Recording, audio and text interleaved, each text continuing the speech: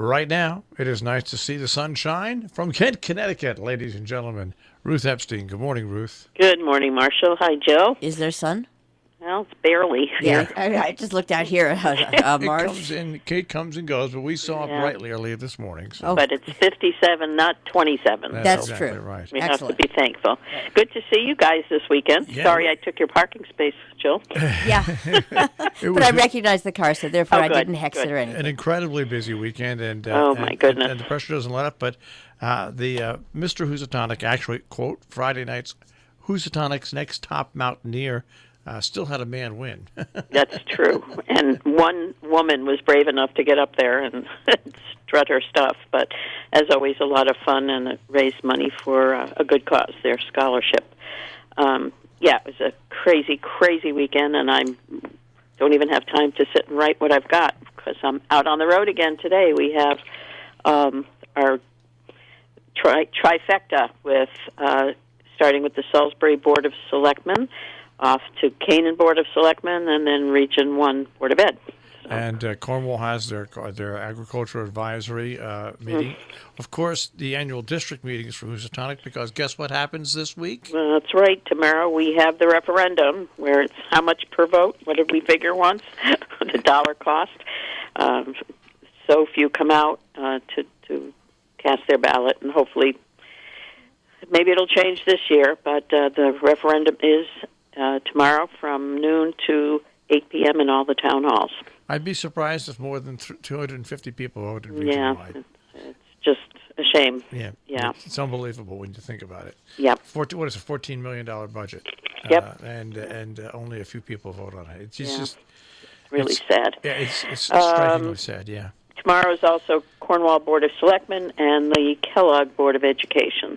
So, and we have the Sharon Town Meeting on Friday the 10th, and we have a cemetery tour in Sharon on Saturday, which should be kind of interesting. And Falls Village Board of Education meets tomorrow as well, right?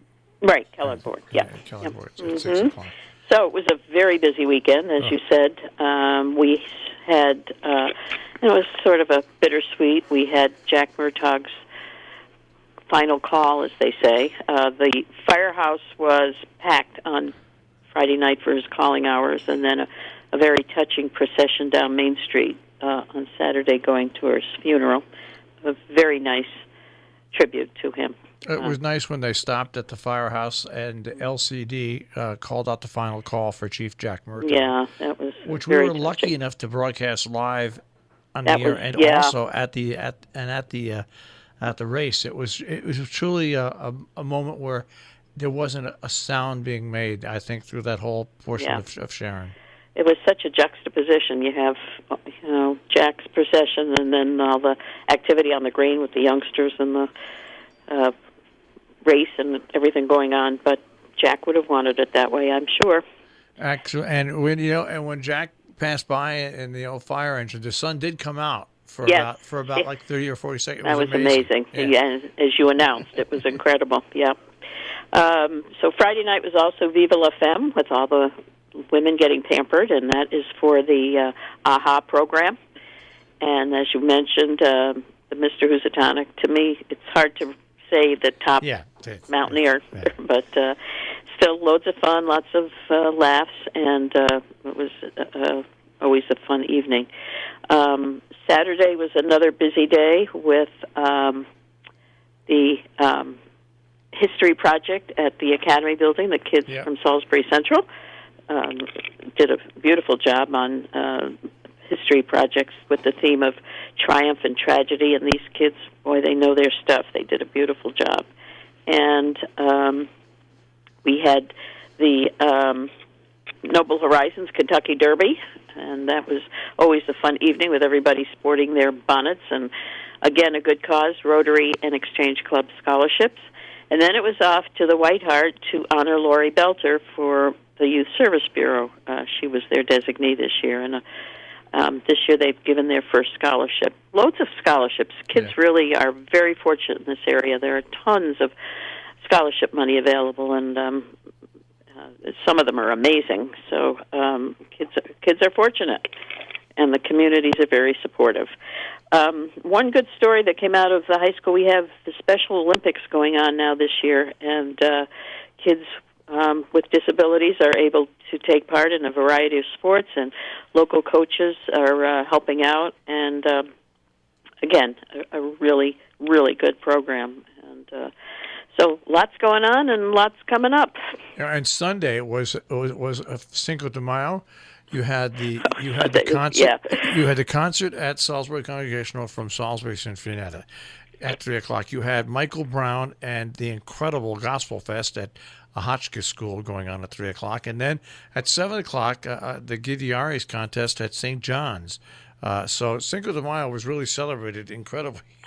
It was in between that. There was Chorus Angelicus kids were at the Episcopal Church in Sharon at the same time as there was a speaker, Stephen Wymule, at the Hotchkiss Library. At the Hotchkiss Library, which is an excellent talk on the Supreme Court, but can't clone myself, so could only be in one place at one time. So it was absolutely amazing. Yeah, it was just chock-a-block, and it's not going to end. I mean, this is the season, so we're just going to be, as you say, put my roller skates on and keep going. But let's remind people to please vote tomorrow, 12 noon to 8 p.m. in all the town halls. $15 million budget for the high school central office and pupil services. All right, folks, now here's why you should vote. If no other reason, there are people that are paid to sit for the hours and work at the polls. They show up. They're there. So you should show up and be there. But unless there's a controversy, people just don't show up and vote. Right. These are your tax dollars at work, and do not complain if you're not going to voice your opinion at the voting booth. Almost $15 million, folks. You should get out there and vote on it. Absolutely. Well, I'm sure we'll be reporting next week on the, I hate to be pessimistic, but on the low turnout. Anyway, I think I'm worried. I'm always worried about that. And I don't ever. There are times when I know how I'm going to vote, and I've been on vote no and stuff like that. But even at that time, I don't care if people vote yes when I want them to vote no. I want people to go out and vote simply because it's a lot of money. It's a lot of money, and you should be aware of what's going on. What's going on? Yeah. Yep. I couldn't agree with you more. Town budgets are the same way. The select board, the Board of Finance and the Board of Selectmen, they're not the final bosses in our form of government. That's the other thing this year. I am just totally amazed by the lack of turnout at these hearings. As we've reported, there was nobody in Salisbury. There were about 10 people in Cornwall. Sharon, I did hear, had about 60, which was good, but there was an issue or some concern for some groups wanting money. But otherwise, those seats are empty, and it's really, in this country where we do have the right to express our views and not take advantage of that privilege is just awful. You always have to remind people in towns, in town government, you have the final say. Exactly. There's always a town meeting on budgets, on anything like that. Anything the Board of Selectmen or the Board of Finance suggests, they are merely suggestions until you get up and approve it. And vote to expend the money to pay for them. Exactly. Not to mention the fact that it's exquisite practice, and for anyone who spends their time reading all this political stuff and spending their time and energy, you can get out and actually practice exercising that right. Exactly. All right, Ruth, we'll get your roller skates on, and we'll speak to you next week. Very good, guys. Have a good week, and give us some good weather. A couple days, anyway. Take care. Bye-bye. That is Ruth Epstein from the Republican-American, the Republican-American Report, rep-am.com on the web.